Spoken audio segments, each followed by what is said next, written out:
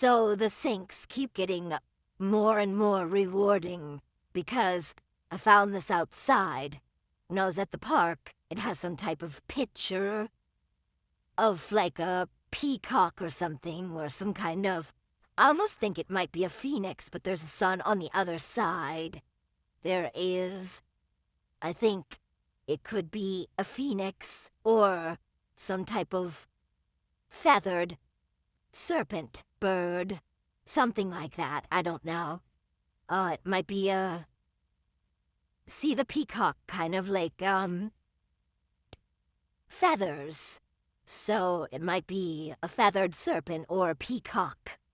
Or a phoenix, one of those things, but I had to clean it up because it was pretty dirty.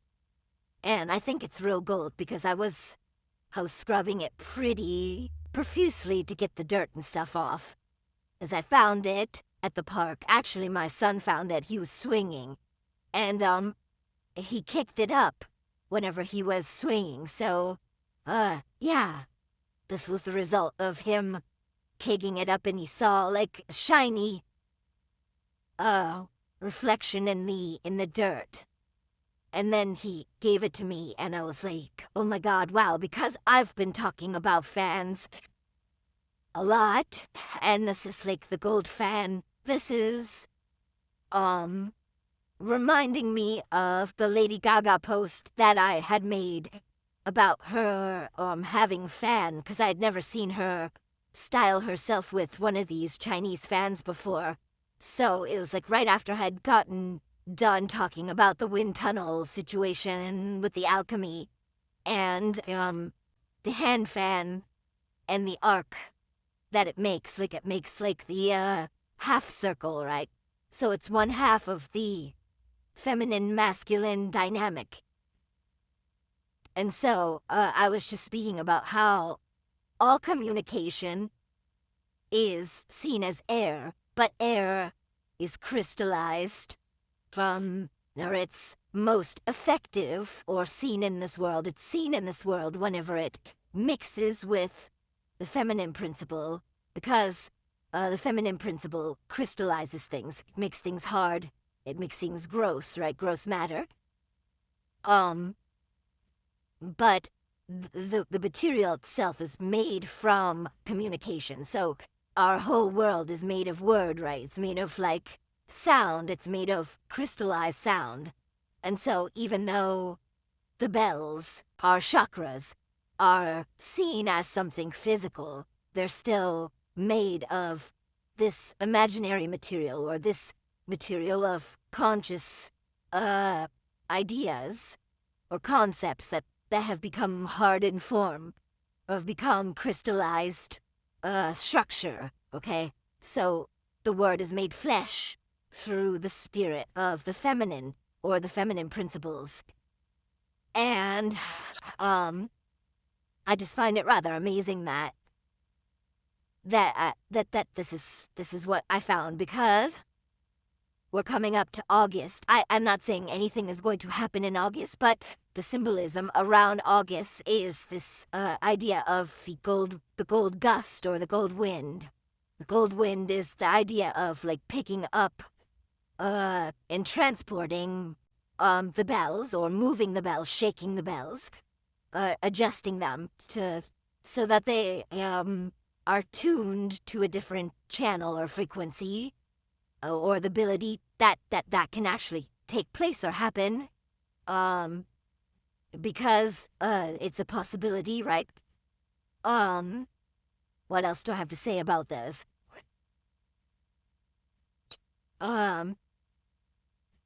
Yeah, I'm very, very grateful that I was able to find this, because it's just such a delightful message, and it's beautiful to get these types of confirmations, because there's times when I feel like the things that I write are pointless and meaningless, and then I'm just wasting my time, doing this. But then I get things like this, and then it makes me realize that, no, it's just a slow process, and it's so much compounded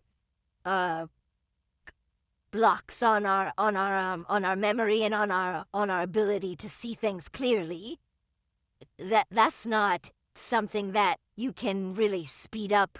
What you have to, like, really literally just dedicate yourself to trying to. It's kind of like whenever there's a knot, when you have like a knot in a necklace, and there's so many tiny little knots in the necklace, and you almost want to throw the necklace away because you're like, wow, this necklace is way too knotted, right?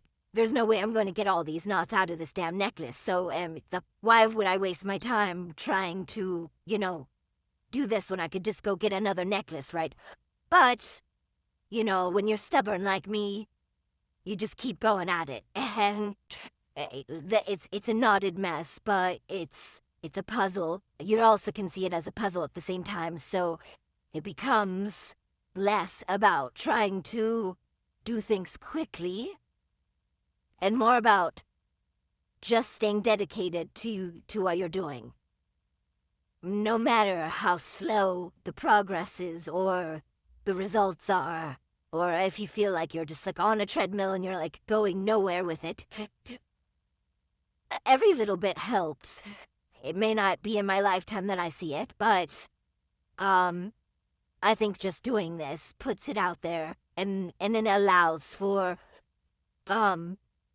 people like me to be born again in the next life, to continue it, to continue their inquiry and their discovery and their Thoth-like, Hathor-like work, because Hathor and Thoth are the gods of scribing and writing and looking at things and taking things into account, and that's what we do, right? Yeah. Oh, yeah, this is also reminding me of the Bel-Fast situation, because, I've been talking about the fastest man and Ares. And Ares reminds me of, like, the archetype of the racer or the race car driver. Because Ares is first, right? And Ares represents the winner of, like, the race, right? And this entire world is based off of racing or competition, because that's what competition is. Competition is race. That's why, like, our differences are named after race, right? Because essentially that's what it does to our psyche. It puts us into this competition mode. It could become friendly or it could become ugly. Like, it is, like it has become, because of our lack of understanding of ourselves, is why I think it became so ugly.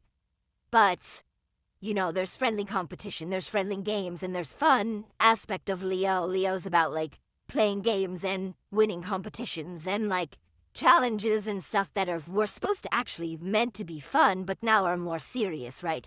We've made it into this really serious life or death, kind of like Squid Game type of situation, right? Where, our differences are cutthroat and detrimental, and they cause us to really become quick to anger, right? And so the idea of, like, the Bel-Fast situation is like all the fire and the bells on fire. And the sons of IRE. The sons of IRE to me are the 4 sons of the cross, or the swastika tunnel. The swastika wind tunnels is like I saw something about a cross being set on fire in Chicago, and Chicago's known as the Windy City, right? So the Windy City and the fiery cross is like, a cross isn't stationary, it's actually moving. The swastika moves. And it's like the wind and the fire setting fire to the bells, right? And being put to the test, okay, being put to the test is placing your bells in the fire, placing your chakras, which are the bells, so the 7 resonances of our body that creates these dynamics within us that are set to a script, right? Burning the bells, burning the script is like the Bel-Fast situation. And the 4 sons of IRE, okay, which are the Aryans, the fire's Aries. The Aryans, setting fire to the bells. to test the bells, to test the metal of the bells, right? The metal of the bells is made of what? Is it made of gold? Are we turning the lead bells into gold? Because the bells have become lead, right? They've become carbon or black or lead, the equivalent of, so you can't see through them. The colors are all mixing together to make black. That's why we're all black men, right? The bodies themselves represent the black man. No matter what color you are, you're a black man, but there's levels to ignorance, right? So how ignorant are you? Can you remove these seals of ignorance that turn your bells into lead? You know, not many can. Or written to. It's more about them just being written that way. That's how their character was written. So I don't really fault them for it because that was their role. But yeah, like we're burning the bells. And it's like the idea of Shadrach, Meshach, and Abednego, which were the three men that were put in the fire in the furnace. And in the Bible, I don't know what scriptures they are exactly, but I remember the story growing up reading about it. And yeah, they were set into the fire to test their character of their metal. It's not really like to test their character per se, it's more to transfigure their character from lead to gold because it's removing the seals, removing the colors of the rainbow. Okay, the 7 colors turn to black, and they create that black seal or the black wall that makes us appear inanimate or as pure as like NPC type characters. We become like NPCs when we don't see Doth. In my second video that I made about, I just made a video about Hathor, and the fourth, I'm sorry. There was a part 2 where I had mentioned about how there's these seals over us, and it conceals Doth, which is knowledge, the knowledge of our inner selves of what we really are, right?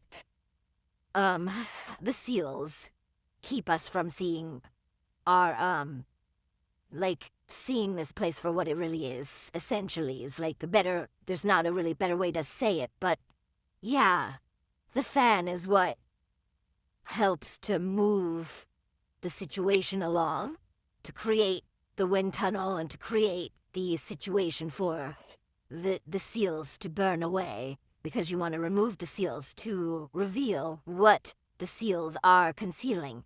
The seals are meant to conceal something within us that we placed a block on a long time ago, and we will find out what that is one day. Hopefully sooner rather than later. All right, thanks.